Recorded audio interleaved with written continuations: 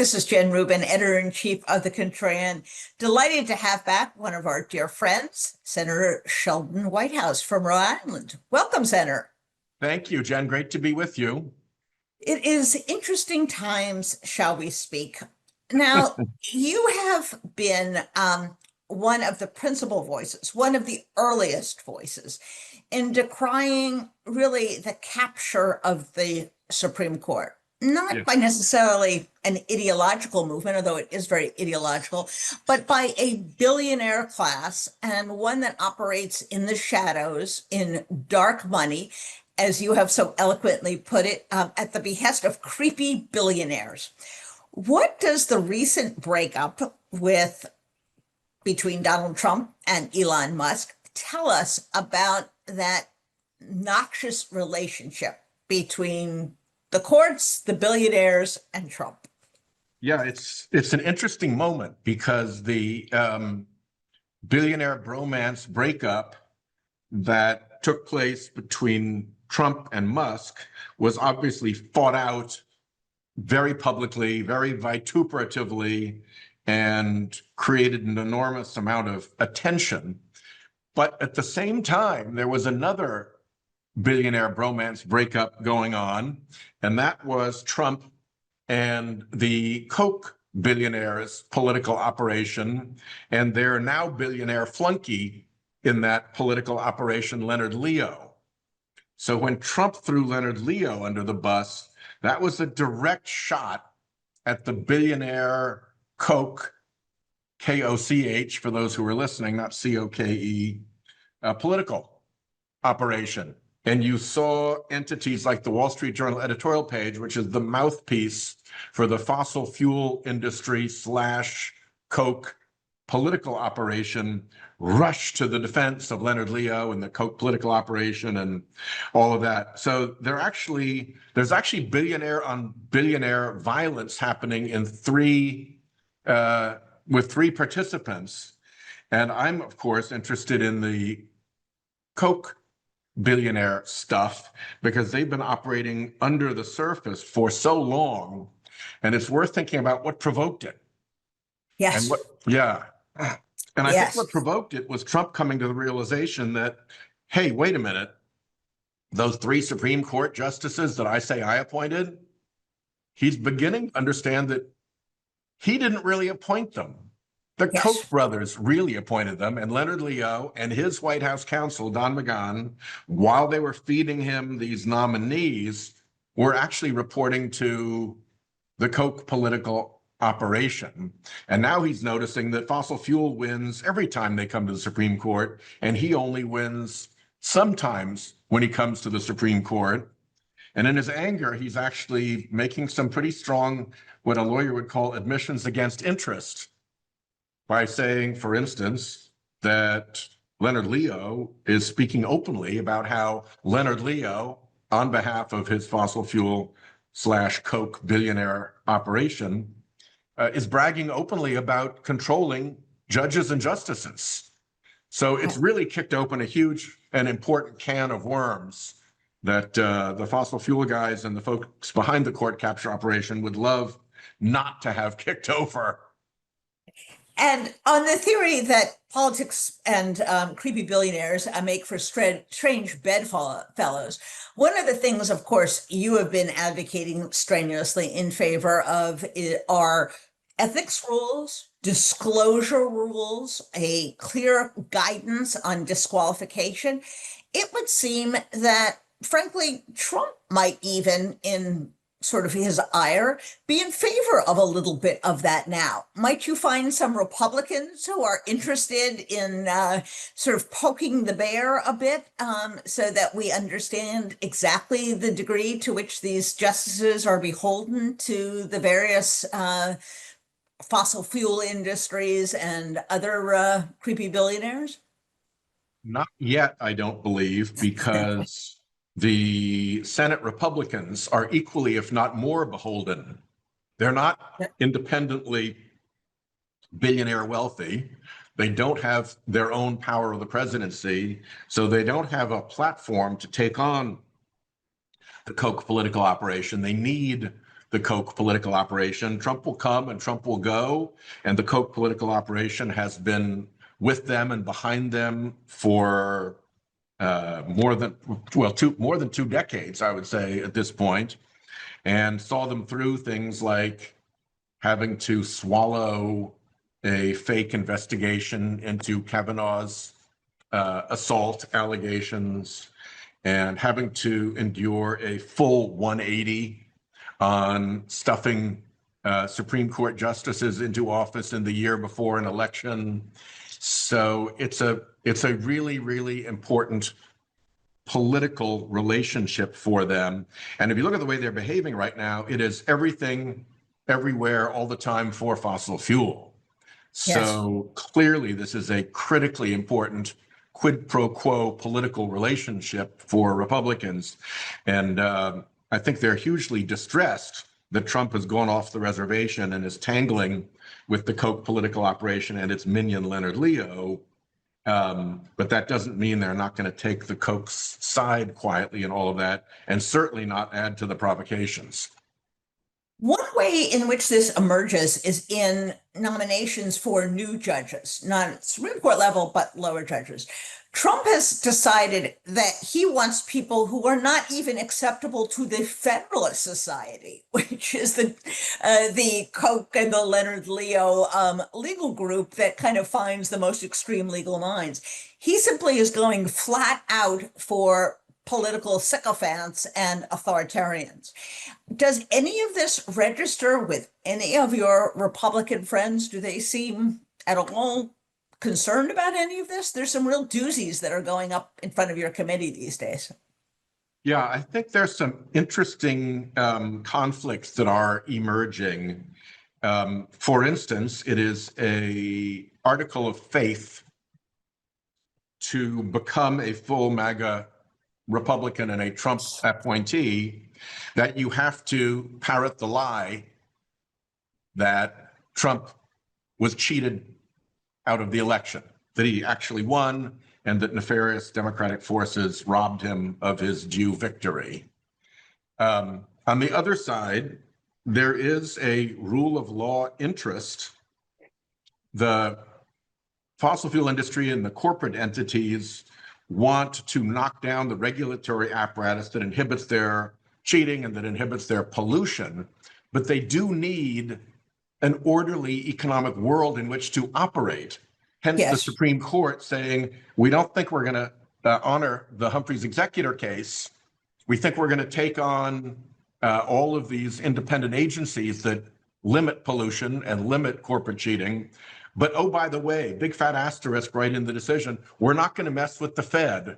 So don't worry, we're not going to go too far. We'll tell you that right up. There was no legal relevancy to that being added. That was purely a political sop being thrown to the Koch/polluter fringe of the party.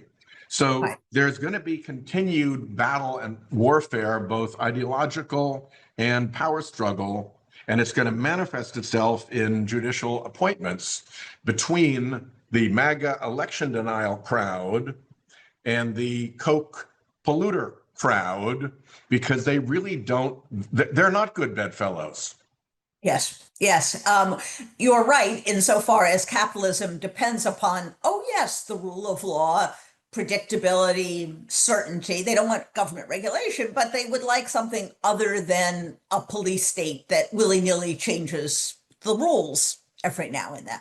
Correct. And they're living large right now because they've got a Supreme Court that will do what they say and that is immune to public discontent because it's got lifetime appointment and gets cosseted by their billionaire gifts program to make sure that they stay happy on the court.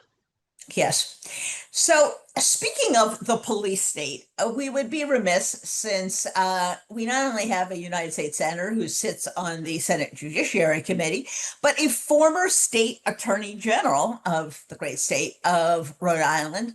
And we have now seen something that we saw, I can't say not in my lifetime because I was, I think, 3 at the time, that Lyndon Johnson dispensed the National Guard to Alabama. But we've seen not only the ordered deployment of the National Guard without any predicate, but we have now seen an order to send in the US Marines without the consent of the governor, over the objections of the governor, with no violence that really even measures up to a post-Super Bowl celebration on the streets of Philadelphia.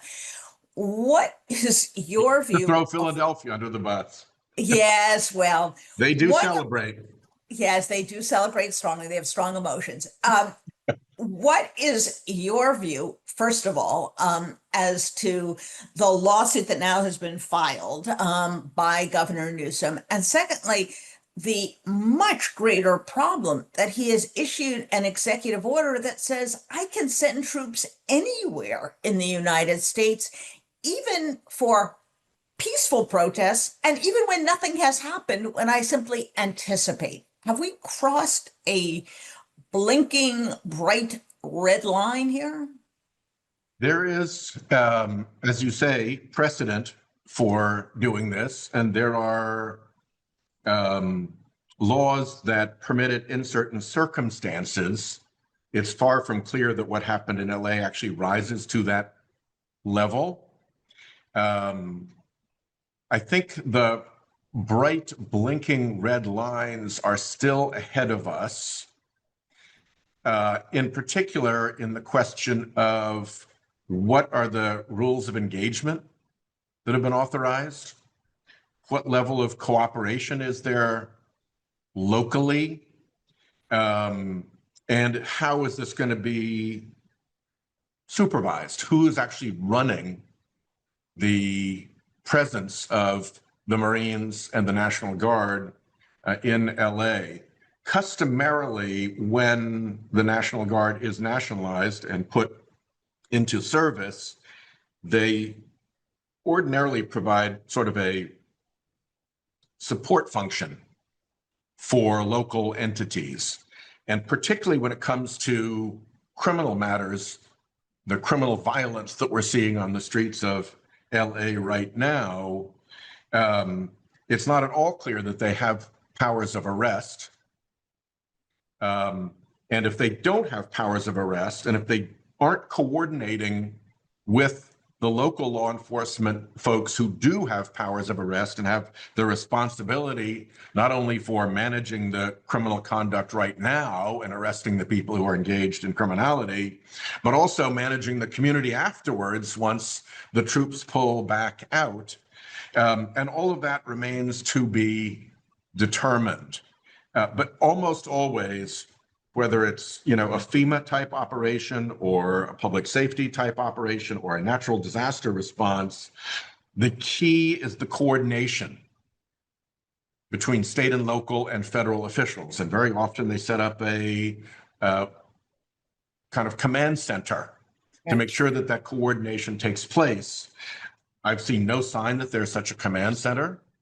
So it's not the least bit clear what these Marines and National Guard troops are going to do other than show up and be visible and vindicate a public relations effort and a narrative of the Trump White House, but without actually accomplishing anything, because there's not much that they can accomplish if they're not coordinating with local law enforcement. So how bad this is, I think, remains to be determined as they go ahead and play out their mission. But I think the tell here is going to be coordination, command center. How does, what do they actually operate on how they actually operate under these rules? Whether they should be there at all is a whole separate question than how they should operate. And I think, my personal feeling here is that there's also a desire here to put Democrats in the position of being on the side of rioters and looters and people who are, standing on burnt out cars, waving foreign countries' flags and engaging in visibly criminal behavior. And I think we need to make clear that, no, we don't support any of that. But Trump's decision to send in the troops, I think time will tell, had nothing to do with restoring order, everything to do with provoking discontent and dramatizing the situation, and was basically narrative enhancement rather than public protection, and that there may prove that there's a real cost to it if their terms, rules of engagement include the use of force, for instance. Exactly. And to make clear for our viewers, he has not yet invoked the Insurrection Act. But no, Posse comitatus remains in effect, remains in meaning that effect. these people cannot directly engage. The Marines have a very limited role in protection of federal property and personnel. And should they go over the line, we then really do have, I think, a crisis of Trump's own making, as you put it. So on that cheery note, we will recognize that never has the Senate Judiciary Committee been more important, and we will keep our eye on them for nominations, for oversight, and for what we used to call investigations. Remember in the good old days where we used to have actual investigations into the circumstances of strange, aberrant behavior? That's real oversight. And I somehow suspect that your colleagues on the Republican side are not too interested. But I do suspect that you and your other colleagues who are quite independent might choose to have some, I don't know, field hearings, other discussions, and of course, we'll look forward to seeing you on the Senate floor on a regular let's basis. just say that my Republican colleagues were very interested in weaponization of the Department of Justice when it was fake weaponization, when it was a false narrative that was being created to prop up Trump. And now that in real time and in real life, we are seeing real, actual weaponization of the Department of Justice. They liked the cartoon version to oppose better than the real life version. And they seem to be actually quite accommodating to real life weaponization of the Department of Justice.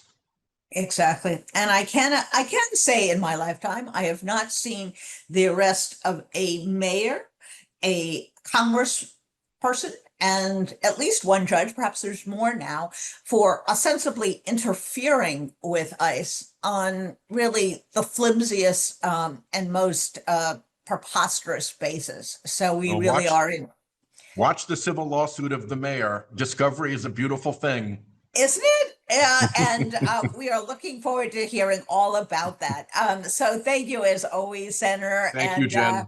We will look forward to the next chapter in the Koch-Trump breakup and what that portends for our democracy. So we'll talk to you soon.